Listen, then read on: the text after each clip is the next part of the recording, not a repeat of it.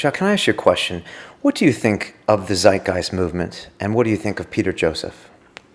Peter Joseph pointed out the shortcomings of the banks shafting the public that can lend more money than they have. He pointed out the stock market. He pointed out religion as being a false structure based upon ignorance. Man didn't know where all this came from, so I figured God made a man and a woman up in the clouds, and they lived in a beautiful garden. And then it says in the Bible that snakes walked upright in those days. And the snake told Eve to eat of the fruit of knowledge. But I was also told in my religious training in the old days that God knows everything. So I raised my hand and said, why did Jesus insult God? I said, I don't remember Jesus insulting God.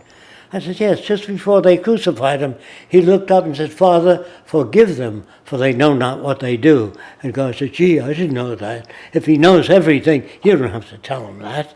That's an insult. It's like telling a cancer specialist that cancer of the fifth lumbar is very difficult to treat. Your work was featured in 2 of the Zeitgeist movies. That's correct, right? I was featured by the Zeitgeist movement because people said to Peter Joseph, okay, the system is corrupt. What can we do about it? He said he didn't know. So Roxanne sent him the book called The Best That Money Can't Buy. You have to do away with the money system also. Now, he got that book and he flew out right away. He spent many hours with me. And he says, I got the idea now. I'm going to run it my way. I said, you can't do that. I've spent 75 years on working on this. You have to study more. He said, no, I got the idea. I can make a movie or anything else. I said, you're going to have to go on your own. So I split with him because I've been working on it for so many years and doing away with my own beliefs in order to understand what shapes human behavior. So I really went into the guy that was a serial killer, and the public wanted to burn him alive, torture him and everything. The public doesn't know what makes him that way. So this is what Wortham found out, but he did not put it in his book, that he was touching his private parts when he was 7 years old.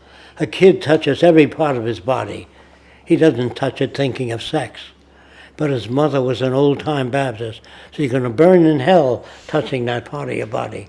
You'll be tortured continuously for eternity. She scared the hell out of the kid. And the mother said at 2 a.m, he was screaming. So she went into the bedroom, he stuck needles into his genitals because he didn't want to go to hell.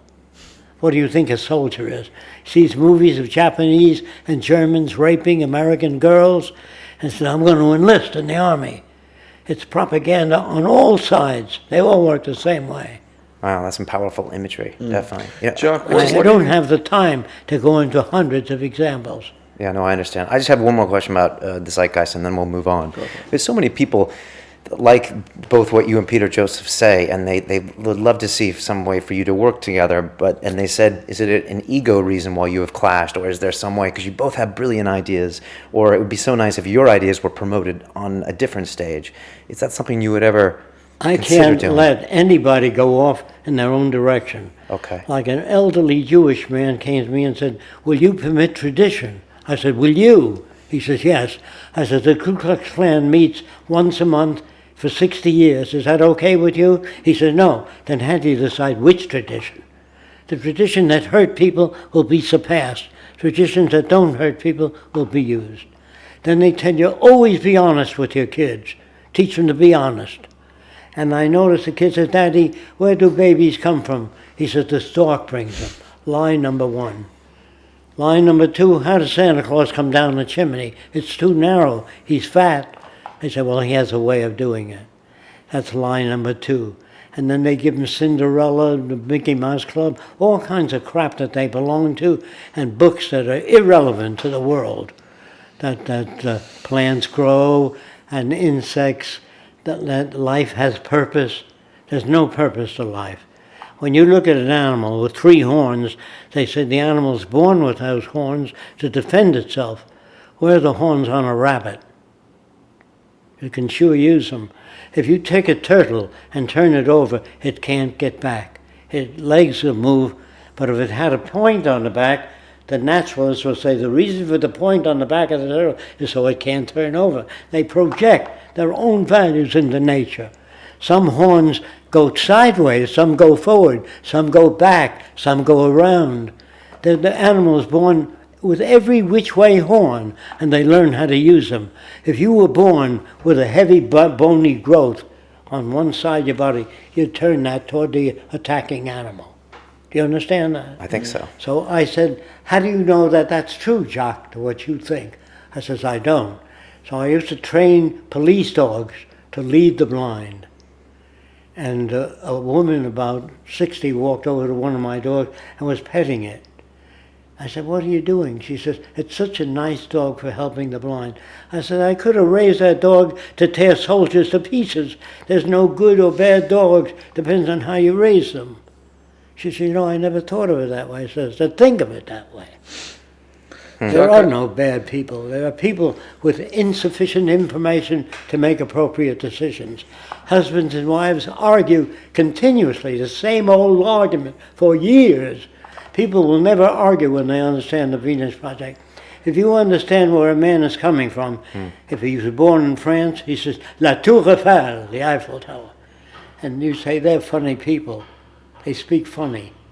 Because you were brought up to speak English, and you think that that's the right way. There's no right way or wrong way. There are improved methods that can be constantly engendered. So to summarize, you want to keep your ideas your own, the Venus Project and Jacque Fresco's ideas, and you want to not have... True. Oh, that's not true. Okay, so Peter Joseph needs...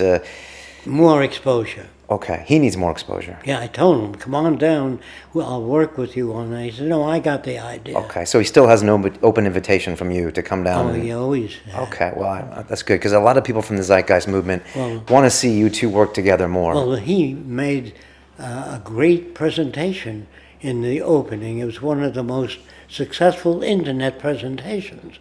And they said, Jacque, why did you leave it? Why didn't you work with him? Because he said he will use the Zeitgeist movement as the activist arm of the Venus Project. But he never consulted me what the activist arm would do. Okay. Were you happy with that being an activist? No, he quoted from my books all the time as though he had worked on all those things. He hadn't worked on them. And he doesn't know the detail of how to raise children to become creative. He doesn't. I say, how would you do that? How would you prevent automobiles from hitting each other? He said he didn't know. I said, well, you have to have... it's wrong to criticize government without offering a possible alternatives.